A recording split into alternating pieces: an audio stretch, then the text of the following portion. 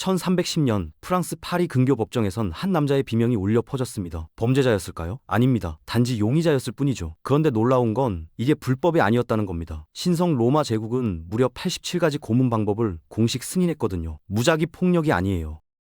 규칙과 절차가 있는 시스템이었습니다. 로마법은 자백을 증거의 여왕이라 불렀고 자백 없인 유죄 판결이 거의 불가능했죠. 1252년 교황 인노첸시오 4세가 이단 신문시 고문 허용 칙령을 발표하면서 이건 신의 뜻이 됐습니다. 이후 200년간 프랑스, 독일, 이탈리아 전역의 법전에 고문이 당당히 자리 잡았죠. 인도적 규칙도 있었지만 실제로는 대부분 무시됐습니다.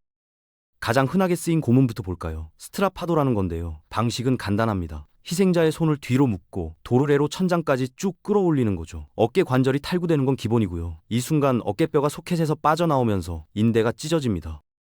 근데 여기서 끝이 아니에요. 고문관들은 발에 20kg짜리 줄을 달았어요. 그러고 나서 줄을 풀어 떨어뜨렸다가 바닥 직전에 확 멈추는 겁니다. 이때 충격이 어마어마하거든요. 팔꿈치, 손목까지 연쇄적으로 다 부러지죠. 1590년 이탈리아의 한 농부 지오반니 마르코는 가축절도 혐의로 이 고문을 당했습니다. 사실 증거는 불충분했어요. 그냥 의심만 받았을 뿐이죠.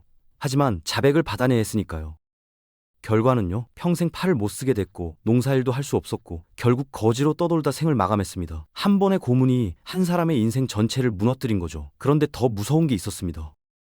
바로 렉이라는 도구인데요. 런던 탑에 보관된 걸로 유명하죠. 사지를 롤러에 묶고 손잡이를 천천히 돌리는 겁니다. 처음엔 팽팽해지는 느낌만 들다가 점점 관절이 벌어지기 시작하죠. 인대가 찢어지고 연골이 터지고 결국 뼈가 제자리에서 빠져나옵니다. 고문관들은 딱 죽지 않을 만큼만 조절했거든요. 화약 음모 사건의 주모자 가이 포크스 들어보셨죠? 이 사람이 렉 고문을 받았는데요. 나중에 손을 떨면서 자기 이름조차 제대로 서명 못할 정도로 온몸이 망가졌습니다. 문서에 남은 그의 서명을 보면 거의 낙서 수준이거든요. 평생 불구로 살아야 했죠. 이제 좀 더 끔찍한 방식들을 볼 차례입니다. 노쇠 황소라는 게 있었는데요. 청동으로 만든 소 조각상이에요. 크기는 실제 소만 하고 겉보기엔 마치 예술품처럼 보이죠. 근데 이게 고문 도구였습니다. 작동 방식은 이렇습니다. 황소 배 부분에 문이 있어요. 거길 열고 사람을 집어넣은 다음 문을 잠그는 거죠. 그 다음 황소 아래에 장작을 쌓고 불을 피웁니다. 청동이 서서히 달궈지기 시작하면서 안에 있는 사람은 말 그대로 구워지는 겁니다. 온도가 천천히 올라가니까 즉사하지 않아요. 몇 시간 동안 고통 속에서 죽어가는 거죠. 더 소름 끼치는 건 따로 있습니다. 황소의 입에 특수 파이프가 연결돼 있었거든요. 안에서 사람이 비명을 지르면 그 소리가 파이프를 통과하면서 음향이 변형되는 겁니다. 밖에서 들으면 마치 황소가 우는 것처럼 들리게 설계된 거예요. 구경하는 사람들 입장에선 그냥 황소 울음소리만 들리니까 안에서 무슨 일이 벌어지는지 실감이 안 나는 거죠. 1525년 독일 농민전쟁 당시 한 반란 지도자가 이 방법으로 처형됐는데요. 불을 다 끄고 문을 열었을 때 안에는 재만 남아 있었다고 기록돼 있습니다.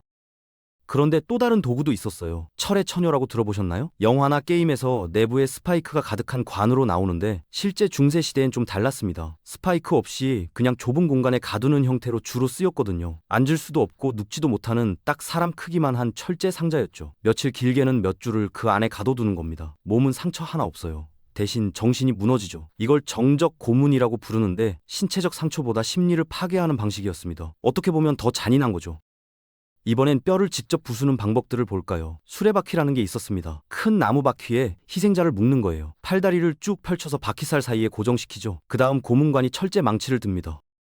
그리고 발부터 시작해서 뼈를 하나씩 부수기 시작하는 겁니다. 발목, 정강이, 무릎, 허벅지 순서로요. 심각한 범죄일수록 더 천천히 진행했어요. 고통을 최대한 오래 느끼게 하려는 거죠. 다리가 다 부서지면 팔로 넘어갑니다. 손목, 팔꿈치, 어깨까지 전부 망치로 두드려 부수는 겁니다. 여기서 끝이 아니에요. 뼈가 다 부서진 상태로 바퀴에 매달아 두거든요. 그 상태로 며칠간 죽음을 기다리는 거죠.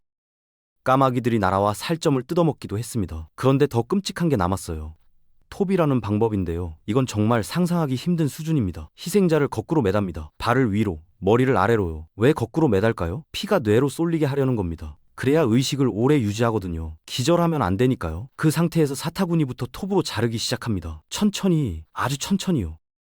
이 방법은 주로 동성애, 간통, 신성모독죄에 사용됐는데요. 희생자는 톱이 배꼽이나 가슴까지 올라올 때까지 살아있는 경우가 대부분이었습니다. 1514년 독일 아우크스부르크에 한 대장장이가 있었어요. 교회에서 술 취해 욕설을 했다는 이유로 톱 처형을 당했는데요. 목격자 기록에 따르면 톱이 갈비뼈를 자를 때까지 기도를 멈추지 않았다고 합니다. 그 고통 속에서도요.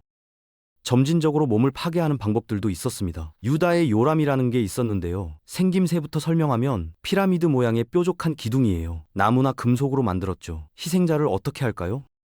밧줄로 매달아서 그 뾰족한 끝에 항문이나 질을 위치시키는 겁니다. 처음엔 살짝만 닿게 해요. 그 다음 밧줄을 조금씩 풀어줍니다. 체중이 점점 실리면서 뾰족한 끝이 몸속으로 파고드는 거죠. 천천히, 아주 천천히요. 자백할 때까지 며칠 동안 반복했습니다. 문제는 또 있어요. 이게 중세시대잖아요. 항생제 같은 게 없던 시절이죠. 상처 부위가 감염되면 폐혈증으로 이어지는 겁니다. 실제로 이 고문을 받은 사람 중 상당수가 감염으로 죽었어요. 고문 자체보다 합병증이 더 치명적이었던 거죠.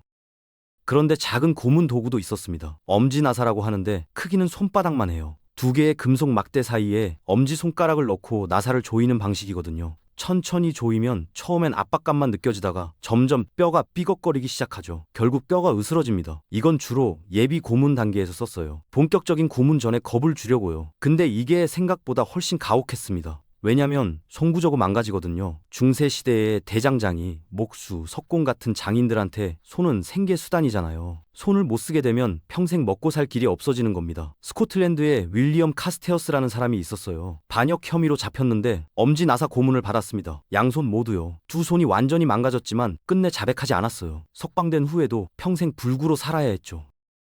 뜨거운 열을 이용한 고문도 있었습니다. 납살포라는 건데요. 이름만 들어도 끔찍하죠. 납을 녹일 정도로 가열하면 몇 도일까요? 약 327도입니다. 그걸 국자에 담아서 사람 몸에 붓는 거예요. 주로 등, 가슴, 팔다리에 부었는데 닿는 순간 피부가 지글지글 타들어갑니다. 표면만 타는 게 아니에요. 열이 근육과 신경까지 파고들어서 조직을 파괴하는 겁니다.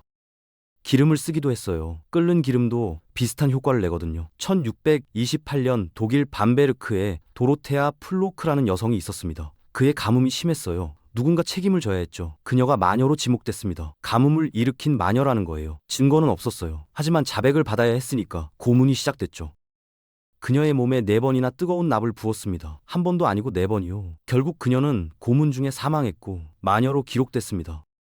또 다른 도구도 있었어요. 고뇌의 배라고 하는데 생김새가 배처럼 생긴 금속 장치예요. 크기는 손가락 2-3개 정도 되고요. 이걸 어디에 쓸까요? 입, 질, 항문 중 한 곳에 집어넣습니다. 그 상태에서 손잡이를 돌리면 안에 있는 날이 펼쳐지는 구조거든요. 천천히 돌리면 내부 조직이 찢어지기 시작하죠. 턱이 부서지거나 내부 장기가 파열되는 겁니다. 프랑스 르앙에 마리 르클레르라는 여성이 있었는데 남편이 그녀를 간통 혐의로 고발했어요. 그녀는 이 고문을 받았고 내부 출혈로 사망했습니다. 이 도구는 죄목에 따라 사용 부위가 달랐어요. 거짓말쟁이는 입에, 간통죄는 성기에, 동성애는 항문에 사용했죠. 죄에 맞는 벌을 준다는 명목이었습니다. 생물을 이용한 고문도 있었습니다. 쥐 고문이라는 건데 듣기만 해도 소름이 돋죠. 방법은 이래요. 희생자를 바닥에 눕힙니다. 배를 드러낸 채로요. 그 위에 금속 상자를 올려놓는데 안에 살아있는 쥐 몇 마리가 들어있어요. 여기까진 그냥 무섭기만 하죠. 근데 다음 단계가 진짜입니다. 상자 위에서 불을 피우거든요. 상자가 뜨거워지기 시작하면 쥐들이 어떻게 할까요? 살려고 발버둥 치는 거예요. 뜨거운 금속에서 벗어나려고 필사적으로 탈출구를 찾죠. 근데 탈출구가 어디 있겠어요? 아래밖에 없습니다. 그럼 쥐들을 어떻게 할까요? 사람의 배를 파고들기 시작하는 겁니다. 이빨로 살을 뜯고 발톱으로 긁으면서 안으로 들어가려는 거죠. 네덜란드 독립전쟁 당시 스페인 군대가 반란군을 신문할 때 이 방법을 썼다는 기록이 있어요. 희생자는 자신의 내부가 먹히는 걸 생생하게 느꼈을 겁니다. 그런데 다리를 파괴하는 도구도 있었어요. 절단의자라고 부르는데 정확히는 부츠 형태의 기구였습니다. 다리를 2개의 나무판 사이에 집어넣어요. 그 다음 나무 쐐기를 망치로 박아 넣기 시작하는 겁니다. 하나, 둘, 셋 계속 박아 넣으면 다리뼈가 서서히 으스러지죠. 프랑스에 우르벤 그랑디에라는 신부가 있었어요. 악마 빙의 혐의로 재판을 받았는데 실제로는 정치적 음모였죠. 그는 이 고문을 받았습니다. 총 8개의 쐐기를 박았다고 기록돼 있어요. 다리뼈가 완전히 분쇄됐죠. 이후 그는 화형당했는데 형장까지 걸어갈 수조차 없었습니다. 통계를 보면 이 고문을 받은 사람의 95%가 다시는 걷지 못했어요. 뼈가 부서지는 건 물론이고 근육과 신경까지 파열되니까요. 물을 이용한 고문도 있었습니다. 물 고문이라고 하는데 현대에도 변형된 형태로 쓰이는 방법이죠. 중세 버전은 이랬어요. 희생자를 눕히고 입에 깔때기를 물립니다. 그 상태에서 물을 계속 부어넣는 거예요. 조금씩이 아니에요. 양동이로 퍼붓습니다. 물이 위장으로 들어가면서 배가 풍선처럼 부풀어 오르죠. 동시에 폐로도 물이 들어갑니다. 익사하는 느낌이 드는 거예요. 실제로 익사하는 건 아니에요. 죽지 않을 만큼만 조절하거든요. 이걸 통제된 익사라고 부릅니다. 스페인 종교 재판소 기록을 보면 이 방법이 5,000건 이상 사용됐어요. 얼마나 체계적으로 운영됐는지 알 수 있죠. 물을 부은 양, 시간, 희생자 반응까지 전부 기록했습니다. 그런데 잠을 못 자게 하는 고문도 있었어요. 2단의 포크라는 도구인데요. 양쪽 끝이 뾰족한 금속 막대예요. 길이는 대략 20cm 정도 되고요. 이걸 턱 아래와 가슴 사이에 고정시킵니다. 끝이 뾰족하니까 살짝만 움직여도 피부에 박히죠. 그럼 어떻게 될까요? 고개를 들 수도 없고 숙일 수도 없어요. 그 자세로 며칠을 견뎌야 하는 겁니다. 잠을 자려고 고개를 떨구면 가슴에 포크가 박히니까 잘 수가 없죠. 계속 깨어 있어야 합니다. 이틀, 사흘 지나면 탈진이 시작돼요. 환각도 보이고 정신이 혼미해지죠. 게다가 포크 끝이 피부를 뚫고 들어가면서 상처가 생기는데 그게 감염되기 시작합니다. 결국 대부분 자백했어요. 견딜 수가 없으니까요. 재밌는 건 이 도구에 라틴어 문구가 새겨져 있었다는 겁니다. 나는 철회한다 라는 뜻이에요. 희생자가 계속 그 문구를 보면서 심리적 압박까지 받는 거죠. 군인들에게 주로 쓰인 고문이 있었습니다. 스페인 당나귀라고 하는데요. 생김새는 나무로 만든 삼각 목마예요. 근데 일반 목마가 아니에요. 위쪽 모서리가 칼날처럼 날카롭게 깎여 있거든요. 희생자를 어떻게 할까요? 그 위에 다리를 벌리고 앉힙니다. 사타구니 부분이 날카로운 모서리에 정확히 닿게요. 처음엔 그냥 아픈 정도죠. 근데 여기서 끝이 아닙니다. 발에 무게추를 답니다. 5kg, 10kg 점점 늘려가면서요.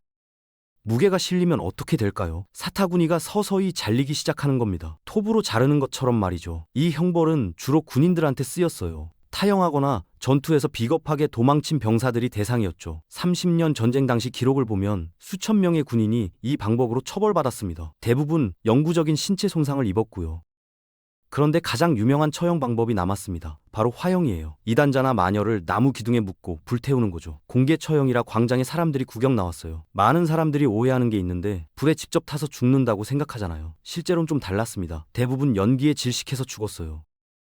불길이 올라오면서 엄청난 양의 연기가 나오거든요. 그 연기를 마시면 폐가 막히면서 의식을 잃는 겁니다. 그게 차라리 나은 죽음이었죠. 근데 문제는 바람이 불 때예요. 바람이 불면 연기가 흩어지잖아요. 그럼 질식사를 못하는 겁니다. 그 상태로 전신 3도 화상을 입으면서 의식을 잃을 때까지 버텨야 하는 거예요. 보통 15분 이상 걸렸습니다.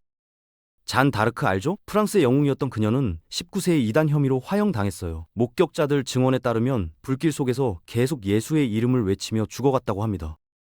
마녀 사냥 시절엔 특별한 검사 방법이 있었습니다. 바늘 찌르기라고 하는데요. 논리는 이랬어요. 마녀는 악마와 계약을 맺었으니 몸 어딘가에 악마의 표식이 있을 거다. 그 부분은 고통을 느끼지 못할 거다. 이런 식이었죠. 그래서 뭘 했을까요? 온몸을 바늘로 찔러보는 겁니다. 머리부터 발끝까지 전부요. 고통을 못 느끼는 부분을 찾을 때까지 계속 찌르는 거죠. 근데 더 끔찍한 건 따로 있었어요. 전문적으로 이 일을 하는 사람들이 있었거든요. 돈을 받고 마녀를 찾아내는 직업이었죠. 이 사람들은 특수 바늘을 썼습니다. 겉보기엔 뾰족해 보이는데 누르면 손잡이 안으로 쏙 들어가는 가짜 바늘이에요. 그걸 쓰면 어떻게 될까요? 아무데나 찔러도 고통을 못 느끼는 것처럼 보이는 겁니다. 멀쩡한 사람도 마녀로 만들 수 있었죠. 왜 그랬을까요? 한 건당 수수료를 받았거든요. 마녀를 많이 찾을수록 돈을 많이 버는 구조였습니다. 그런데 생매장이라는 형벌도 있었어요. 주로 영아 살해를 저지른 여성에게 가해졌는데 말 그대로 산채로 땅에 묻는 겁니다. 단 머리만 밖에 내놓고요. 목까지 흙으로 덮어버리는 거죠. 처음엔 그냥 움직일 수 없는 정도예요. 근데 시간이 지나면서 흙의 무게가 가슴을 누르기 시작합니다. 숨쉬기가 점점 힘들어지는 거죠. 게다가 먹지도 마시지도 못하잖아요. 탈수와 굶주림이 시작됩니다. 며칠 동안 그 상태로 서서히 죽어가는 겁니다. 머리만 밖에 나와 있으니까 지나가는 사람들 눈에 다 보이죠. 공개 처형의 일종이었어요. 더 끔찍한 건 동물들이에요. 까마귀나 쥐 같은 게 다가와서 노출된 머리를 공격하기도 했습니다. 1580년에 아그네스 하우스만이라는 여성이 있었어요. 사생아를 낳아 죽였다는 혐의로 이 형벌을 받았죠. 목격자 기록에 따르면 3일 동안 계속 기도를 중얼거리다가 사망했다고 합니다. 육체를 소모시키는 형벌도 있었습니다. 바퀴 밟기라고 하는데 거대한 수레바퀴를 떠올려 보세요. 지름이 3m는 되는 큰 나무 바퀴예요. 희생자를 그 바퀴 안쪽에 집어넣는 겁니다. 마치 다람쥐 쳇바퀴처럼 말이죠. 그 상태에서 걷기 시작해야 해요. 하루에 6시간에서 8시간씩요. 바퀴가 계속 돌아가니까 멈출 수가 없어요. 멈추면 어떻게 될까요? 바로 뒤에서 간수가 채찍으로 때립니다. 계속 걸어야 하는 거죠. 하루 이틀은 그럭저럭 버텨요. 근데 사흘째 되면 다리 근육이 비명을 지르기 시작합니다. 나흘째엔 근육이 파열되기 시작하죠. 그래도 멈출 수 없어요. 일주일쯤 되면 척추에 손상이 오기 시작합니다. 계속 구부정한 자세로 앞으로 걸으니까요. 허리뼈가 어긋나고 디스크가 터지는 거죠. 극도의 탈진 상태에서도 바퀴를 계속 돌려야 했습니다. 기절하면 물을 끼얹어 깨웠어요. 대부분 이 형벌을 받고 나면 영구적인 척추 장애를 얻었습니다. 평생 허리를 못 펴고 사는 거죠. 그런데 가장 직접적이고 단순한 방법도 있었습니다. 바로 쇠망치예요. 특별한 도구도 필요 없죠. 그냥 큰 망치 하나면 됩니다. 희생자를 돌바닥에 눕히고 발부터 시작해요. 망치를 들어 올려 발등에 내리칩니다. 뼈가 으스러지는 소리가 나죠. 그 다음 발목, 종아리, 무릎, 허벅지 순서로 천천히 올라갑니다. 하나씩 정성스럽게 부숴가는 거예요. 다리가 끝나면 손, 팔, 어깨로 넘어가고 마지막엔 갈비뼈까지 전부 부숩니다.